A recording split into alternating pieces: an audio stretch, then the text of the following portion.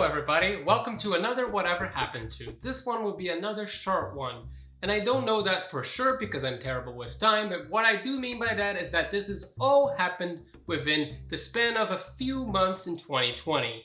Today I'm talking about whatever happened to J.K. Rowling, just in 2020 because she has been quite busy. Something that I seem to have noticed with J.K. is that she hasn't been taking 2020 in the best of ways. The boredom and the overall lack of interaction and lack of attention that she's getting seems to be getting to her weak head. She seems to not be handling isolation in the best way possible. I think she realized that there are better, more important things in the world right now than some new regressive, progressive thing that she throws back into her books to say that she was not excluding people for some weird backward ways that she used to think like, oh no, nobody really cares what other character is black, gay, or anything else. JK being herself, she realized that she needs to step up her game to get that attention again. She needs that rush of adrenaline that she gets when she goes into Twitter and never shuts up. This woman lives on Twitter and truly believes in her head that Twitter is like real life. And if you ever are a person in Twitter and you think the same thing, get off of Twitter forever. Twitter is a bunch of maniacs screaming at each other from both sides of the party.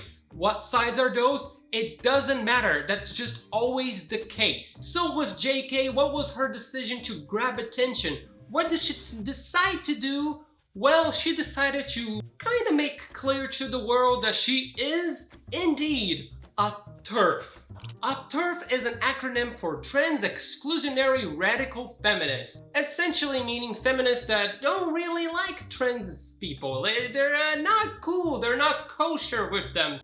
They say that you're not a part of the women, you're just a person trying to pretend you are one. And if you were to tell J.K. Rowling here that, well, her behavior quotes would fit perfectly into that definition, she would tell you that you're trying to cancel her because you're a troll, a hater, and a disgusting misogynistic man. Because anybody that disagrees with JK seems to be a troll, a hater, and somehow a man. Are you a woman that disagrees with her? You're a guy now. I don't know what to tell you, that it's just how it happens. If somebody that is constantly complaining about criticism towards them is blaming it on cancel culture, trolls, and haters literally all the time, almost every month, you might want to raise an eyebrow and maybe think that she's not a saint. Why is that every single other month do you get into Twitter tirades with a bunch of strangers? What are you expecting, lady? This is Twitter. This is not, and I repeat, not the place you go into to have rational, nuanced debates about complex topics. Most of the time, almost every time, we will end in a screaming match. And yeah, that usually is the case. Now, before I continue, I have to also say that usually TERFs will make the argument that for a man, it's very easy to just tell everybody that he identifies as a woman now to destroy women in sports. That seems to be their best argument. I don't think they realize that the solution to this issue is just not to tell trans people to go f themselves. It's more complicated than that. There could be systems in place to make sure that people are competing in an equal playing field, regardless of gender. I'm just trying to make the argument that it's not just as simple to go, nah, go away though, just shut up and leave. That is not the solution. Don't always be so quick to doubt somebody's motivation of what they're trying to do through a very painful process. Cool? Great. Now for J.K. Rowling, well, this has been a busy year for her. And by busy, I mean she started in June and it's going on into September. Yes, it's only 3 months and boy has she been busy. So in June, we start with J.K. Rowling accidentally liking a tweet by a transphobic individual. I don't really care about this and I don't have a screenshot of the tweet because I don't care what J.K. Rowling likes on Twitter. She can like whatever she wants. I couldn't care less. What I thought it was funny is that she's saying that she was doing research on the topic. I'm glad that we can agree that J.K. Rowling's idea of research is going to Twitter and taking screenshots, but whatever, I do the same thing, but for videos and for fun. I would never stand by something that I think is wrong just because I saw it on Twitter.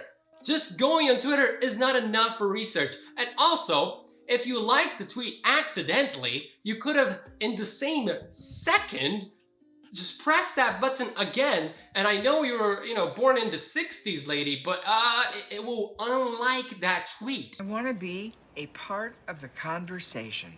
Her other decision, that's much more interesting for me. Oh boy, that was interesting to read, let's say. So her idea of approaching the topic was, should I maybe just leave it behind? Should I just move on with my life? Move on from Twitter and realize that it's never gonna be a nuanced topic? Nah. Let's instead write a 3,700 word long essay that is meandering as hell, as vague as possible, and contradictory in almost every other corner. This essay, I read through the whole thing, and what I learned is J.K. Rowling must have had a hell of an editor for Harry Potter, because there are such weird sentence structures and just overall things that don't go together when they're written. And also that she has a very smooth, small brain with the mental capacity of a peanut. Sure, you can read through the whole thing, and the fact that it's so vague, contradictory might lead you to believe she's more open to the idea than she actually is. But I think with these quotes, it's kind of hard to buy that fact. It's really hard to actually believe her when you have quotes like these. Ironically, radical feminists, TERFs, aren't even trans-exclusionary, transphobic. They include trans men in their feminism because they were born women. Do you see when I said that she has a mental capacity of a peanut? I might have been a bit too polite. We don't exclude anybody except the people that we do.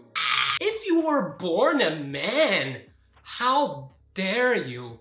You're just a subspecies that should be put on camps. You are a disgusting individual and you should eat the dirt that we spit at you. The allure of escaping womanhood would have been huge. This sentence doesn't make more sense in context than it does out of context. The sentiment is essentially, the women that changed to men, well, they did it because being women is hard. But that's why they did it, not because of body dysmorphia. That has nothing to do with the topic, no. It's because women being hard and men be easy, so I am man now. Again, weird sentence structure all over the thing. Studies have consistently shown that between 60 to 90% of gender dysphoric teens will grow out of their dysphoria. So a little bit of background on me. I have gone through studies, I have read studies, I have ran my own studies, and I've done a lot of stats.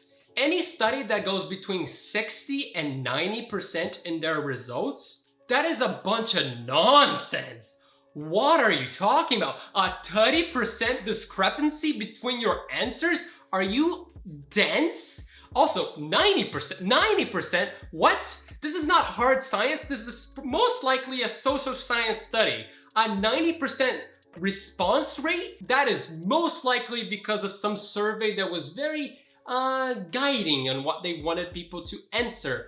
Most places that have a 90% social science paper that have this result, yeah, you're most likely to doubt them. Also, if you think I am being too harsh in this study and that I'm being too vague in my response, I can't be specific. I can't go through the study and look at how they fudged with the data, because J.K. Rowling not only doesn't quote this study in any way, the 60 to 90% is not in quotes. Who knows if the number is even from anywhere. She doesn't quote the people that researched this. She doesn't cite anything. She doesn't even give me the name of the study. It's just something that she says she saw somewhere from some other place. So You should just trust her because she's just like your aunt in Facebook that sends you those fake facts even though she believes they're 100% real. But you know, it's okay because guys, ladies, men, whatever you want to identify yourself as, listen to this. It's just a phase. It's just a phase. It's fine. If you are a person suffering from body dysmorphia around your late 20s still, it's still just a phase. You grow out of it, I'm sure. It's fine. Don't worry about it. Just wait until you're dead. And if you feel any better by then J.K. Rowling was right. I know it's magical. I would say this. For people that are looking for transitioning, it should be after they're 18. They're more mentally capable, they're more mentally matured, and they have more agency. If they regret it, it's on them. It doesn't really affect anybody else, so hey, it's their decision. People can choose to do things you don't agree with and regret it. It doesn't make you right. Just don't think it should talk. We're living through the most misogynistic period I have ever experienced. Not only is that stupid, it is factually, quantitatively, and it's statistically untrue. J.K. Rowling, you were born in 1965 in the UK. I have my doubts that the 70s, 80s, and 90s were more progressive than nowadays. Did you know that in 1991, that's when UK actually made it illegal for husbands to their wives? That's a thing. But no. Nowadays is the most misogynist time you have ever experienced. Yeah. Oh yeah. And you're gonna call me a misogynist pig that hates women, but hey, that's not true. I don't hate you because you're a woman. I hate you because you say stupid shit like this. This entire 3,700 word long essay essentially could have boiled down to one simple quick sentence. I'm not transphobic, but... Oh, and of course, after that entire nonsensical tirade that she went on her own blog about trans women just being men in disguise, lurking around public washrooms trying to attack people. No, really, that is kind of the sentiment of this whole paper. She, this happened. Staff at J.K. Rowling's publisher won't work on her new book after her anti-trans rants. Unlike her, again, they know that Twitter is not a one-to-one comparison to the real life. J.K. Rowling seems to spend all day on Twitter. Literally all the time. She never stops. She just keeps going and people are like, why are you doing this at this point? But hey, it's okay. Because she spends so much time on Twitter, we get lovely quotes like this. If sex isn't real, there's no same-sex attraction. If sex isn't real, the lived reality of women globally is erased. I truly don't know what both of those sentences are supposed to mean. The first one doesn't mean anything because I don't know who's making the argument that trans people are erasing sex. They are quite literally going from one sex to the other one, so that doesn't track. And the next sentence just seems to be that she's upset that she can't play the victim card better than other people. She wants to be the victim in everything. So if a black guy gets prejudiced against harder than an Asian dude, that doesn't erase the prejudice that the Asian guy is suffering from. It's still there. That makes no sense. It isn't hate to speak the truth. What truth? Maybe your truth? Because these are not based on facts and logic, it's just based on nonsense. She seems to be going towards that argument state of facts don't care about your feelings, but her facts are based on nonsense that she read somewhere that she doesn't cite, therefore those are not facts, those are just nonsense you read somewhere that you won't cite. But hey, something that does bring me joy is the actors of Harry Potter coming out and going, we don't stand with her in any way. She just keeps saying a bunch of nonsense and we don't want to be associated with her stances on this issue because they're stupid and dumb and boy, not smart. We have Emma Watson saying, trans people are who they say they are and deserve to live their lives without being constantly questioned or told they aren't who they say they are. Yeah, that's good. Don't just be so quick to tell them that they're lying about their gender and sex. That is really to do. You wouldn't want somebody, J.K. Rowling, to come up to you and say, you didn't write Harry Potter, you're lying. Prove it to me. Did you film yourself? Were you born with Harry Potter written already? I don't think so. And then we have Luna Lovegood, Evanna Lynch with a very correct sentiment. I think it's irresponsible to discuss such a delicate topic over Twitter through fragmented thoughts, and I wish Joe wouldn't. Your name is Joe? Really? She stops for 1 or 2 months. People may be thinking in their head, maybe she realized she shouldn't come to Twitter for this tirades and this war she's trying to go against. Yeah, no. On September of 2020, she comes back, and boy does she come back strong. She trained, she did a whole Rocky montage to get stronger, to just, well, J.K. Rowling plugs disgusting anti-trans online store to her 14 million Twitter followers. And you wanna know why she promoted an anti-trans store? Well, of course, it was to sell her own merch. She's trying to sell a shirt that says, "This witch doesn't burn."